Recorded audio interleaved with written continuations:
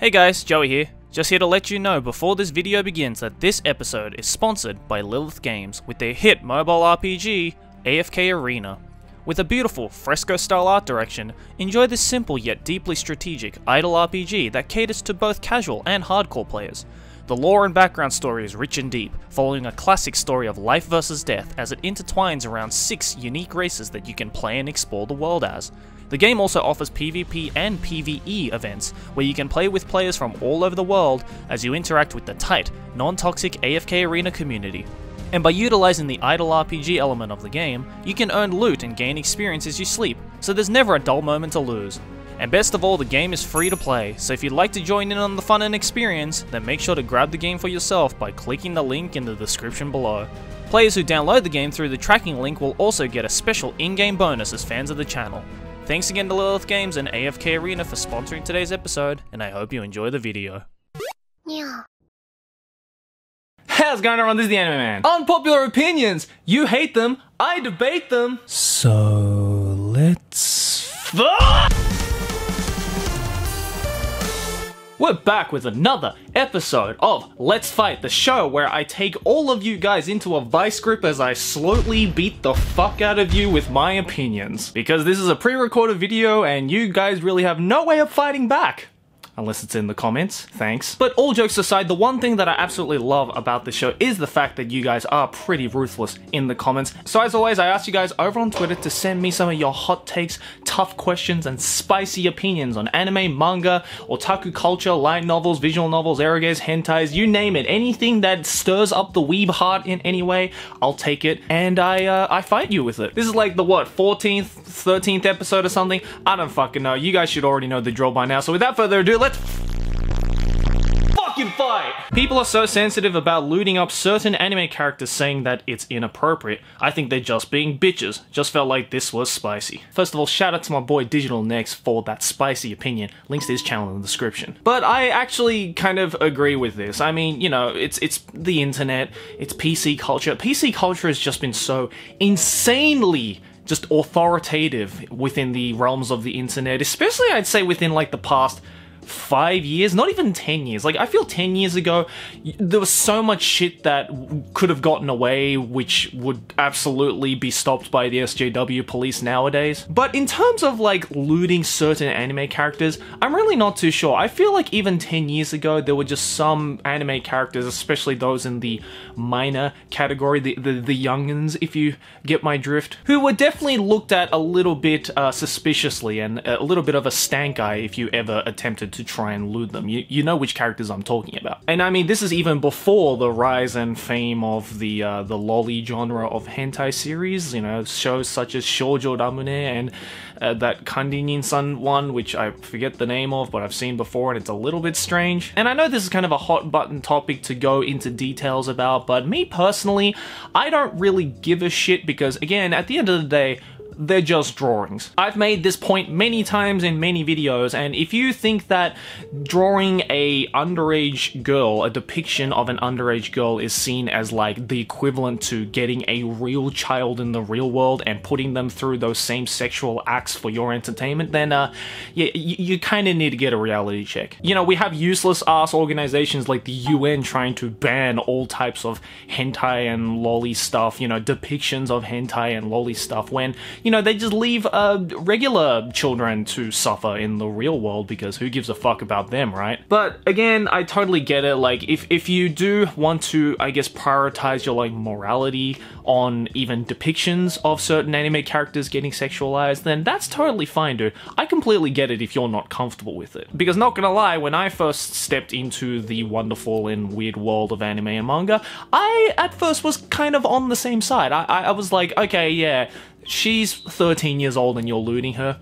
It's a bit weird. But after I've kind of explored my horizons, I've kind of opened my mind up to the fact that these are literally just lines of ink on a paper, nothing more, nothing less, then you do kind of get a little bit numb to it. But I still am completely against doing that with real people. If you think that it's okay doing it with real children, then yeah, you need to take a quick trip to the police station, my dude. Japan needs to do more official translations for manga/light novels to other languages and more frequently. Snafu Volume 1 took 5 years to translate to English, Volume 8 6 years, and we still don't have Volume 9, which has been out since 2014 in Japan. Okay, having personally worked in the translation industry, like I used to do some like intern jobs and freelance jobs for translating from English to Japanese and vice versa, I completely disagree with this opinion. Because truth be told, translating from English to Japanese or Japanese to English is really not as easy as it sounds. Now, I can't really say the same thing about languages other than English to Japanese. You know, maybe translating from English to German or German to Spanish or any of those other languages that I can't speak or read or do anything about, yeah, those might be a little bit easier. But in terms of English to Japanese and vice versa, I definitely can vouch for the fact that it is so much harder. And it's not just because of the completely different ways in which sentence structures and vocabulary and how words form together and flow together in a sentence. But it's because, especially when it comes to things like light novel translations, the translator's job is to take the essence of the original author, in this case if we're talking about Snafu for example, is to take the writing style and essence and way of interpreting things that author Wataru Watari wanted to show in Japanese and to try and somehow translate that type of essence into English. And let me tell you, my dude, that shit is fucking hard. It is very easy to just take a literal translation of what someone is trying to say and throw it into English. Yeah, then definitely it wouldn't be as difficult. But the thing with creative writing is that it's not just a simple translation. Again, there are very many poetic ways, especially in Japanese, that you can explain and describe a certain scene or a certain piece of dialogue. For example, if you had a cafe scene where two characters are just talking into a cafe, there is a very different way that, say, someone like Nishio Ishin, who is a very creative writer, is going to describe it to, say, Kawahara Reki, who is a real lover for cafe dialogue scenes. And I guess the other reason why it does take so long for especially, say, light novel translations of, for example, as you said, Snafu Volume 8 taking 6 years, is because the general perception of the fan base of something like the Snafu light novels isn't so much of a priority as other projects are. And don't get me wrong, I fucking love the Snafu series. Like, I've read up to around Volume 5 or 6 of the light novel. It's fucking amazing. Wataru Watari is an amazing author. But unfortunately, just the general fan base of the Snafu series isn't as big as, say, the Sword Art Online series. So you'll find probably that the light novel series for something popular like No Game No Life or Sword Art Online is going to get prioritized for translation than, say, series like Snafu. It does suck, my dude, but again, this is really fucking difficult, and I feel that not too many translators get props for the amount of hard work that they actually have to put into trying to translate the essence and the writing style of a particular author. But I do understand the frustration that you're coming from because you obviously can't read it in Japanese, right? And I'm sure these translators do appreciate the hype that you have towards getting that next Snafu volume in English, but just let them work on it, my dude. Give them some time to make sure that they give you a really good high quality product. Enjoying or liking an anime doesn't mean that you think the anime is good. It's possible to know the show you are watching is shit, but still like/enjoy it. Same with not liking an anime, but knowing that it is good. I absolutely agree with this, and I guess that's where the whole thing of guilty pleasure anime comes from. I mean, isn't a guilty pleasure anime a show that you know is shit, but you still enjoy it anyway? And that's what's really difficult, I feel, about reviewing an anime in a critical sense, right? It's, you have to really distinguish between your personal enjoyment of the show just from how you feel it, and a objectively critical mindset of looking at a show. And I feel that a 10 out of 10 or a perfect score, however you decide to rate your anime series, comes from the, I guess, balance between your personal enjoyment and the critical enjoyment. For example, for me, a show like that is Serial Experiments Lain. Because in a critical sense, the way that that show describes and portrays things such as psychology, epistemology, the difference between the real world and the perceived world, the way that that storytelling and, I guess, visual aesthetic is presented, especially for the time that it came out, is absolutely masterful in any sense. And I personally really enjoy watching that show because I love shows that do explore those kinds of deep psychological logical references. But there might be someone, for example, who isn't really into shows like that, and they understand the critical aspect as to why SCL is deemed as this fucking masterful psychology series, right? It's that difference that's really important, I guess, to understanding how a person feels about a show. And again, just because I say that it's a 10 out of 10 series, it doesn't necessarily mean that you're going to think that as well. In the same way that I know shows like Kiss Sis and Yosugata Sora are absolute crap in terms of a critical standpoint, because it's nothing more than just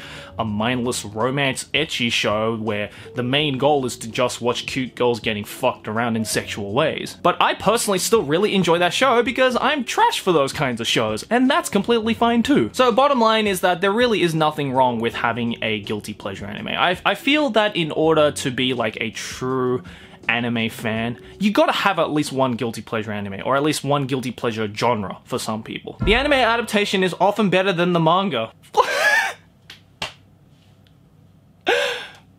I'm sorry? You know what, I'm so glad actually you tweeted that for me, because I'm so glad that I could finally give this clown card to somebody this episode. It had to be somebody, and it looks like it's going to you, my boy, so here you go, congratulations, honk honk. Look, not to say that every anime adaptation ruins the manga. I mean, there are definitely some cases where the anime is far superior to the manga. Perfect examples are shows like K-On! And Lucky Star. Those manga were fucking boring, but a little bit of Kyoto Animation magic made it one of the best fucking shows of that decade. But saying that the anime adaptation is always better than the manga, yeah, this kid clearly hasn't read any manga at all, or at least any good manga at all. There's a reason why I have so much manga right here, my boys. It's not just for show, it's not just to make the backgrounds on my videos pretty, alright? It's because manga truly is, in a lot of ways, more superior to the anime adaptation. And that's not to say, again, that the anime adaptations are always shit. It's just that the manga adaptations are usually the ones that rise to the top compared to the anime adaptations. People who complain shonen tropes fan service in a shonen anime / manga is annoying. They are better off watching some other genre rather than attacking the author to change. You know what's hilarious that I only just realized as I was reading that about this particular opinion? It's that you want people to complain about fan service in shonen or different types of shonen tropes in their shonen series, that you want them to go and watch other shows.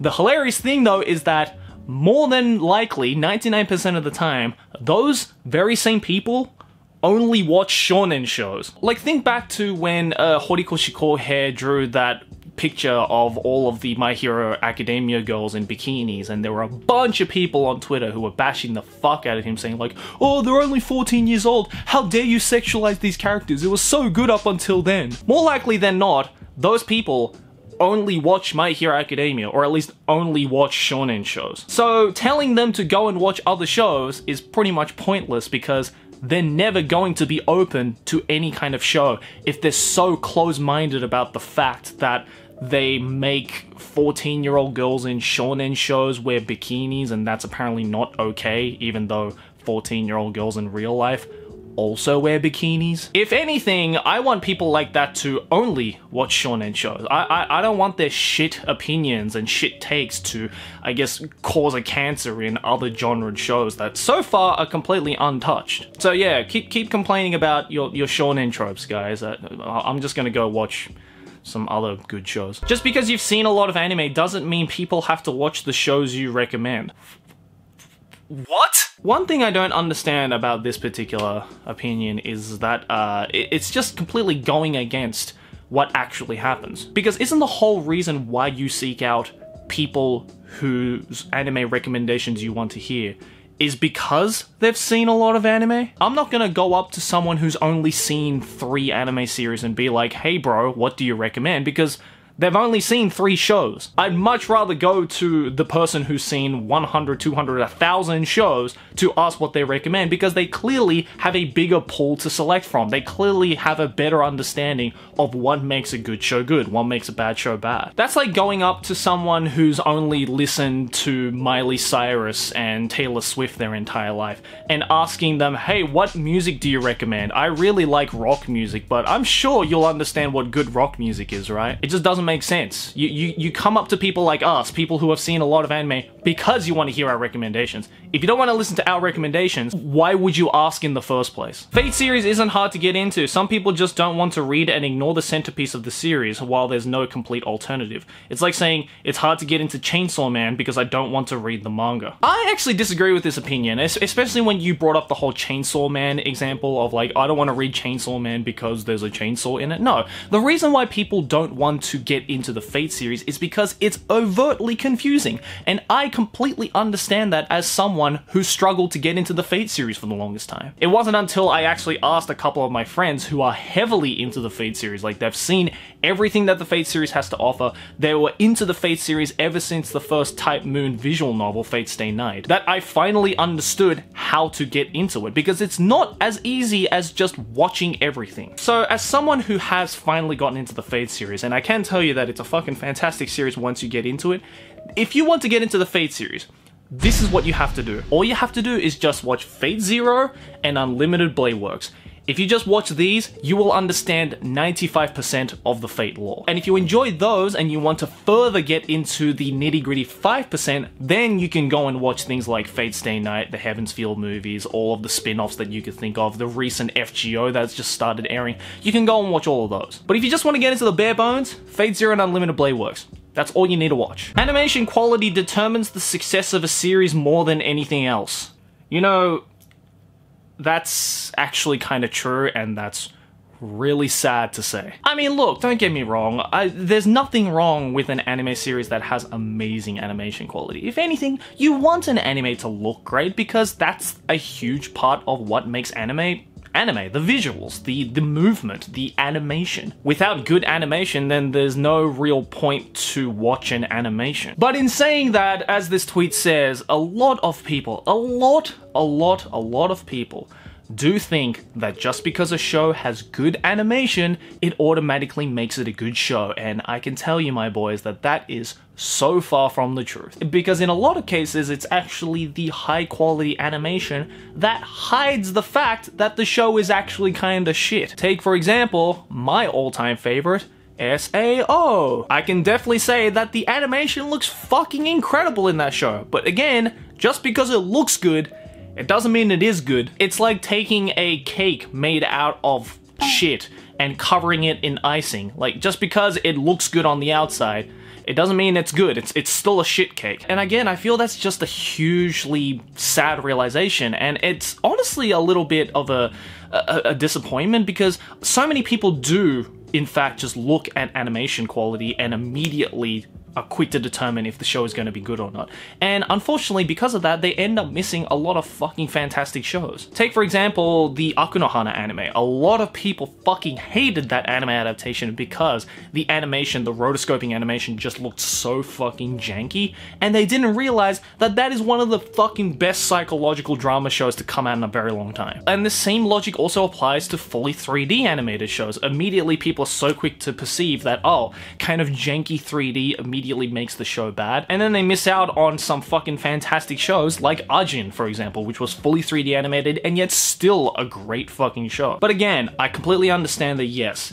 good animation definitely does make watching an anime worthy. And the good thing is, with the recent advancements of 2D and 3D animation quality in the Japanese anime industry, we are getting some shows that look better and better and better by the year. There are some shows like the recent Attack on Titan season, or even some, you know, JoJo seasons and stuff like that look just fucking amazing. And without that great animation quality, we wouldn't have had a great show. But again, don't let that be the only thing to determine if you're going to enjoy a show or not. Just because it's well animated, don't let that into fooling you to think that it's going to be a good show as well. Kuzuno Honkai Scum's Wish is super underrated, depicts a romance story unique in anime and doesn't deserve the hate it gets. My boy, I absolutely fucking agree with that. Oh my god. A long time ago when Kuzuno Honkai came out, I did a quick little review of it and I praised the fuck out of it because I personally couldn't understand where the hate was coming from in that show. A lot of people were quick to say things like, oh, it depicts such a dark and edgy type of romance story,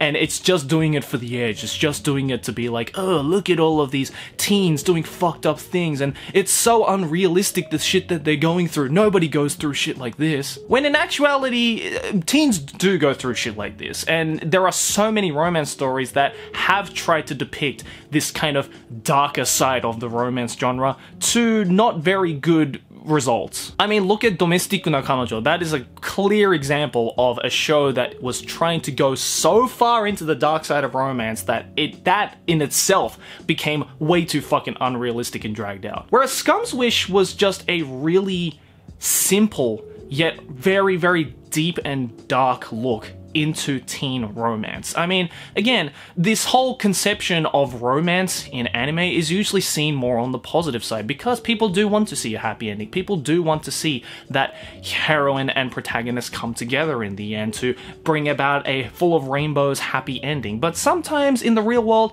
not all romance is like that. Sometimes people struggle. People go through different types of obstacles where they have to choose which one do they prioritize, the love that is in front of them that they can easily get but is not genuine, or the love that they really want to get but is so far away and they just, no matter how hard they try to stretch their hand out towards it, they know that they'll never grab it and end up happy. And I feel Kuzu no Honkai was just a show that did a really good job exploring that. And the cherry on top was that the way that that animation studio depicted those types of darker sides and lighter sides and kind of mixed them all together made it a really entertaining ride. I genuinely didn't know which way the story was going to roll. So if you didn't really enjoy Scum's Wish, then I would personally try and give it another go.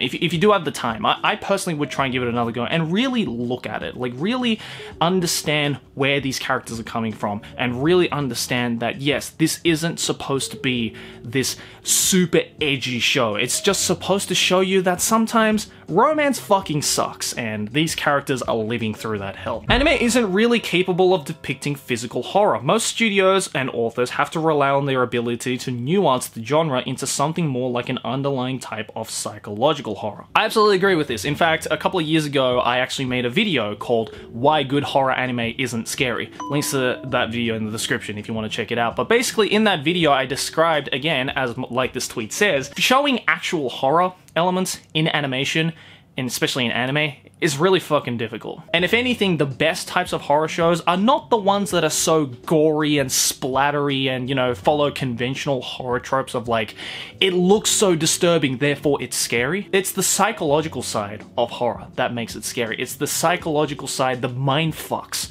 that are so terrifying that you just can't believe what is happening in front of your eyes. As I've said in many videos, as you've probably heard before, in my opinion, the best horror anime to ever come out is Mononoke. Not just because it looks scary, not just because there's a lot of blood and guts and killing and, oh my god, that looks so terrifying jump scare moments, but because the non-physical things that are depicted in that show, the otherworldliness of the spirits and the ghosts and the gods that go through these psychological torments of these characters, and to see that psychological torment throughout every single episode is what makes it so terrifying. Again, in my aforementioned Why Good Horror Anime Isn't Scary video, I did go through a fully extensive review of why I think Mononoke is the best horror anime. So if you want to know more information about that, I highly recommend you go check out that video. Romance animes where the main couple gets together almost immediately are leagues better than any harem / one ship to rule them all anime,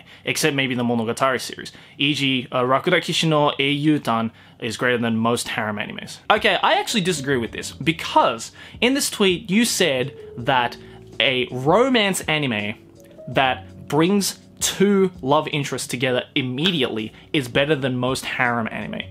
You're comparing a romance show to a harem show, and those two are not the same. Yes, there is romance in harem shows. It's a Venn diagram situation. Every harem anime has romance elements, but not every romance is a harem. In terms of harem anime, yes, I actually do agree. I actually think that shows like Rakuda Kishi no Calvary, for example, which immediately brought the two love interests together at like episode 2 or 3, for example, and followed along in that way to show the two couples rather than this main character fucking around with all these girls, was way more interesting than most harem anime. But in saying that, when it comes to romance shows, I actually do find it more satisfying to see the progression of two people coming together rather than immediately sticking them together. Because the whole reason why you're watching that romance show is to see which person the main protagonist or the main heroine is going to choose.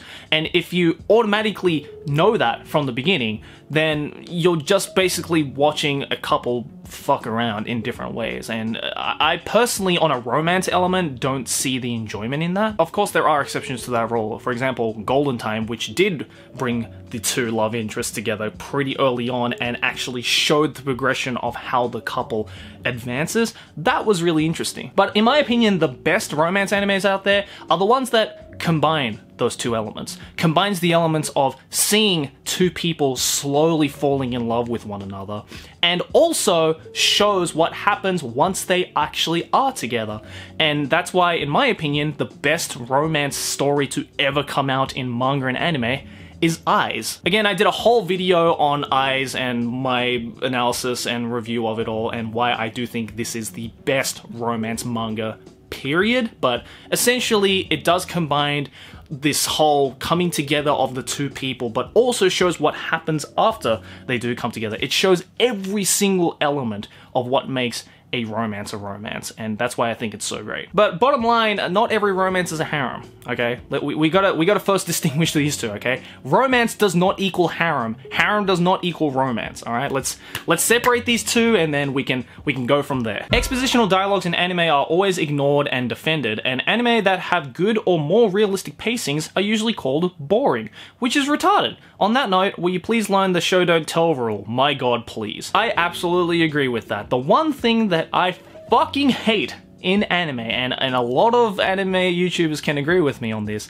is what we call the expositional cafe scene. I don't know what it is with people thinking that in order to create some kind of an expositional dialogue about what is happening, the easiest and most convenient way to do it is to place two characters, one that is explaining the exposition and one that is receiving the exposition, to sit them both in a cafe and to just make it this boring ass fucking cafe scene. I hate to bring this up again, but SAO is a perfect culprit of that boring ass expositional way. It's just so fucking boring to watch two people just talking about exposition. Don't tell me what the story is about, just fucking show me what the story is about. And there is a way that anime series can show and tell at the same time. A perfect example is the Monogatari series. The Monogatari series is really fucking good at exposition because not only do you hear the inner dialogue and inner monologue of Araragi, or whoever the inner dialogue is of that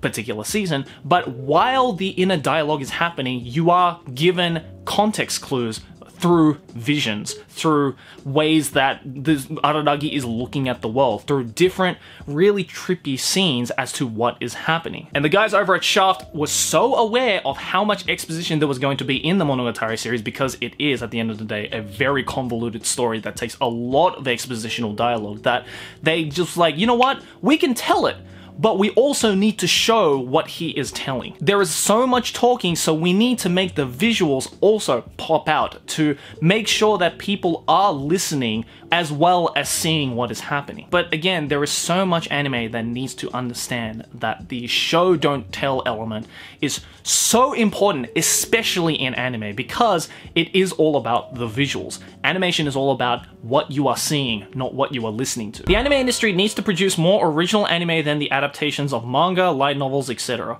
If the story already exists in a medium, then it should be a secondary choice to adapt it. The primary choice should be to come up with an original story.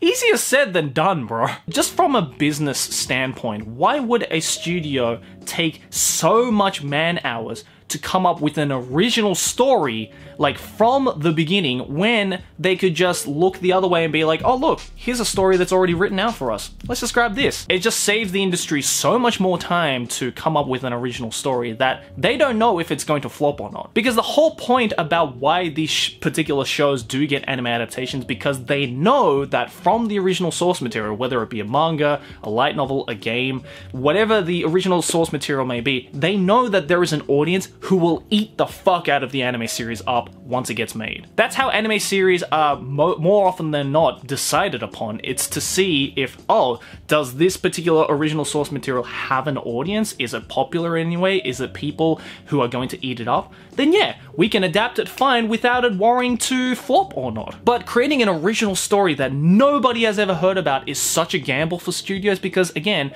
they don't know if it's going to flop or not. And that whole process of going through from the very beginning to create an original story to end up having flopped is a huge risk for a studio because it costs so much more money than to just grab something that they already know is successful. In saying that though, yes, I do think that there are a lot of studios that do need to make more original stuff, such as Trigger and even, you know, Production IG and stuff like that, because their track record does show some fucking great series. But again, this shit takes time and man hours, which unfortunately with how fast the supply and demand of the anime industry is today, it's just not physically possible. And finally, praising JoJo and making JoJo references is cool, but these fans who have nothing in their mind but JoJo should chill. They're the reason why people don't want to join the JoJo community, even though the quality of references and memes is beginning to become cringy and shit now. I feel though that can be said about any hyperactive fanbase. You know, look at the My Hero Academia fanbase, or the Naruto fanbase, or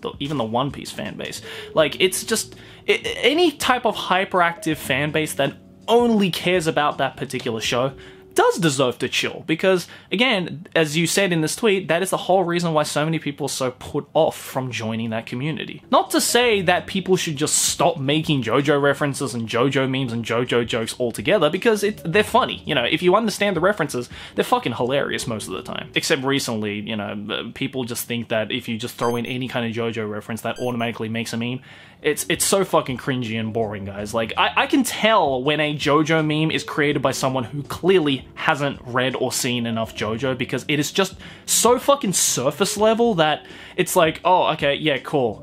I haven't seen this joke 50,000 times. So yeah, it's fine to make jokes and references and stuff like that, but just chill. There are so many more series out there that you can make actually funny memes and jokes about that you're just wasting potential. Like, I get it, I love JoJo too, guys. Don't get me wrong, I fucking love JoJo, but I'm not going out of my way to fucking tweet a JoJo meme and reference every fucking day. So bottom line is that it doesn't matter if it's JoJo, if it's One Piece, if it's SAO, if it's Attack on Titan, if it's My Hero Academia, if it's any of those hyperactive fan bases, y'all just need to chill, alright?